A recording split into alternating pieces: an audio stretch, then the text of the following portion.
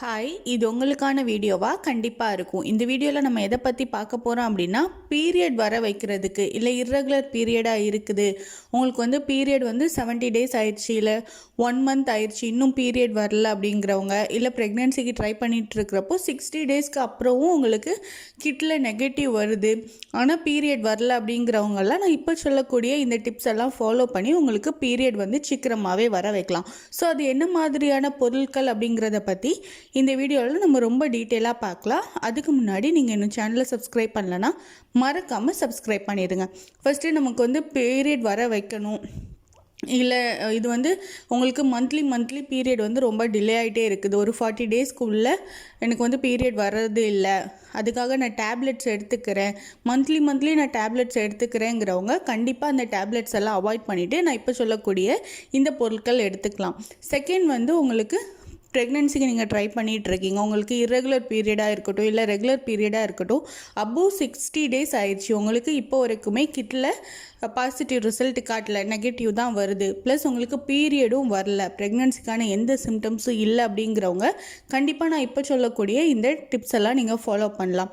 First என்ன அப்படின்னா, இஞ்சியை வந்து நீங்கள் நல்லா துருவி ஹாட் வாட்டரில் போட்டு அது கூடவே கருப்பட்டி சேர்த்துக்கோங்க. வெல்லமோ சீனியோ நாட்டு சர்க்கரை எதுவுமே சேர்க்காம வெறும் கருப்பட்டி மட்டும் நல்லா கொஞ்சம் குவான்டிட்டி அதிகமாக இருக்கிற மாதிரி, நீங்கள் இஞ்சி எவ்வளோ எடுக்கிறீங்களோ அதுக்கு டபுள் மடங்கு கருப்பட்டி அதிகமாக இருக்கிற மாதிரி எடுத்து நீங்கள் அதை ஒரு ஜூஸாக மேக் பண்ணி நீங்கள் வந்து குடிக்கலாம்.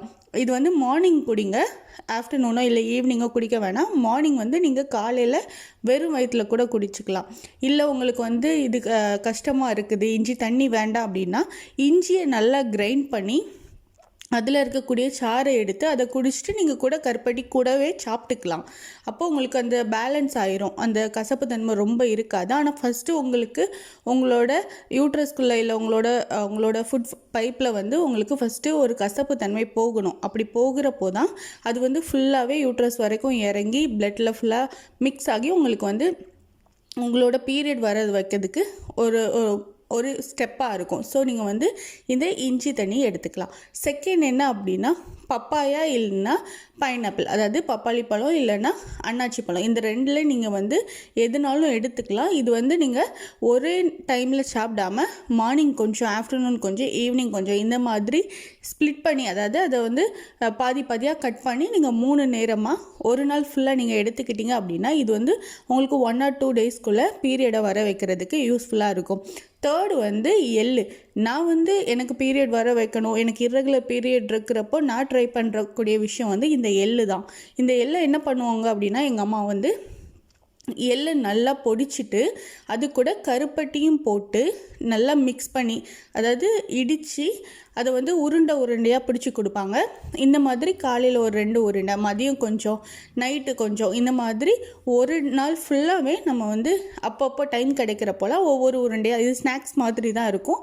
ஸோ இதை சாப்பிட்றப்போ நெக்ஸ்ட் டேவே பீரியட் வந்துடும். ஸோ இந்த மாதிரி ட்ரை பண்ணுங்கள். இந்த 3ல் நீங்கள் ஏதாச்சும் ஒன்று மட்டும் ட்ரை பண்ணுங்கள். நீங்கள் வந்து உங்களுக்கு பீரியட் வந்துருச்சு அப்படின்னா அதுக்கப்புறம் நீங்கள் போய் ஹாஸ்பிட்டலில் கண்டிப்பாக பார்க்கணும். ஏன்னா உங்களுக்கு வந்து ரொம்ப லேட்டாக பீரியட் வந்திருக்கு.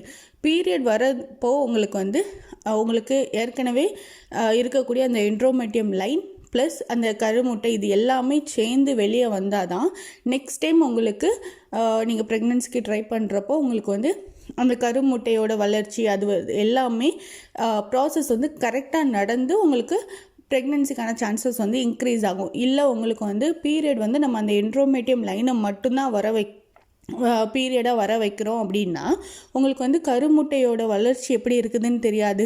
கருமுட்டை வந்து வளருதா இல்லை வெடிக்குதா, ஓவலேஷன் ஆகுதா, இந்த மாதிரி நமக்கு தெரியாது. ஸோ அதில் ஏதாவது ப்ராப்ளம் இருந்தால் உங்களுக்கு வந்து ப்ரெக்னென்சியில் ப்ராப்ளம் ஆகும். ஸோ நீங்கள் வந்து ஒரு வாட்டி கூட நீங்கள் போய் ஹாஸ்பிட்டலில் செக் பண்ணுறது நல்லது. அதே மாதிரி நீங்கள் மந்த்லி டேப்லெட்ஸ் எடுக்கிறீங்க பீரியட் வர வைக்கிறதுக்காக அப்படின்னா கண்டிப்பாக நீங்கள் அதை வந்து அவாய்ட் பண்ணிவிட்டு நேச்சுரலாக பீரியட் எப்படி வரணும் அப்படிங்கிறது தான் நீங்கள் ஃபோக்கஸ் பண்ணணும். நீங்கள் வந்து டேப்லெட்ஸ் போட்டு வர வைக்கிறதுனால உங்கள் பாடி வந்து அதுக்கு அடாப்ட் ஆகிரும். ஒரு 30 டேஸ் ஆச்சு, 40 டேஸ் ஆச்சு அப்படின்னா இப்போ டேப்லெட்ஸ் போட்டால் பீரியட் வந்துடும். ஸோ நம்ம பாடி அதுக்கு அடாப்ட் ஆகுது அப்படிங்கிறப்போ நமக்கு ப்ரெக்னென்சியில் ப்ராப்ளம் வரலாம்.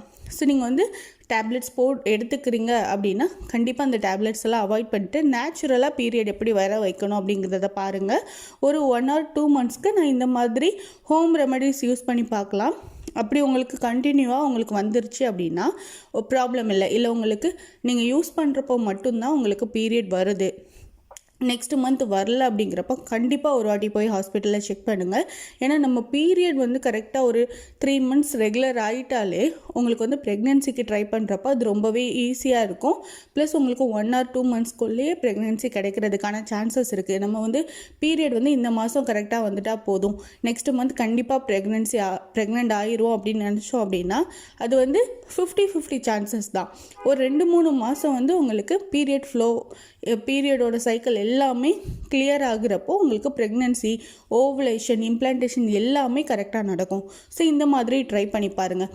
அதே மாதிரி வெயிட் நீங்கள் அதிகமாக இருந்தீங்க அப்படின்னா கண்டிப்பாக உங்களோட வெயிட்டை கம்மி பண்ணுங்கள். உங்களோட பிஎம்ஐ லெவலை வந்து செக் பண்ணி நீங்கள் அதுக்கு ஏற்றாப்புல உங்களோட பாடி வெயிட்டை வந்து கம்மி பண்ணணும்.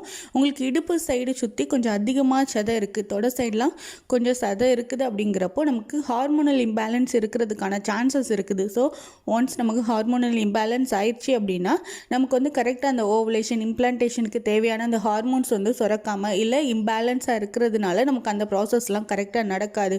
ஸோ வெயிட் அதிகமாக இருக்கிறீங்க அப்படின்னா கம்பல்சரியாக வாக்கிங் போங்க, கம்பல்சரியாக ஒரு டயட் எடுத்துக்கோங்க, இல்லை இன்டர்மீடியட் ஃபாஸ்டிங் எடுத்துக்கோங்க. எப்படியாச்சும் ஒரு 1 monthக்குள்ளே எல்லாமே கிளியர் ஆகுது, இல்லை 2 months 3 monthsக்குள்ளே ஒரு டார்கெட் வச்சு அந்த 3 monthsக்குள்ளே அது எல்லாத்தையுமே கிளியர் பண்ணிட்டீங்க அப்படின்னா உங்களுக்கு ஈஸியாகவே ப்ரெக்னென்சி கிளிக் ஆகும். பீரியடை வந்து ஃபஸ்ட்டு கரெக்டாக வர வைங்க. பாடி வெயிட் வந்து அதிகமாக இருக்கிறப்ப அதை கம்மி பண்ணுங்கள். அதே மாதிரி பாடி ஹீட் அதிகமாக இருந்தால் கூட ப்ரெக்னென்சி டிலே ஆகும், ப்ளஸ் உங்களுக்கு பீரியட் வந்து டிலே ஆகும், ரெண்டுமே டிலே ஆகும். ஸோ நீங்கள் வந்து உங்களுக்கு பாடி ஹீட் அதிகமாக இருக்குது அப்படின்னா வீக்லி 2 வந்து நீங்கள் ஆயில் பாத் எடுத்துக்கலாம். அதே மாதிரி பழைய கஞ்சி எடுத்துக்கோங்க. உங்களுக்கு பாடி டெம்பரேச்சர் வந்து மெயின்டைன் பண்ணுறதுக்கு என்ன வழியெல்லாம் இருக்குதோ அதெல்லாமே நீங்கள் கண்டிப்பாக ஃபாலோ பண்ணுங்கள்.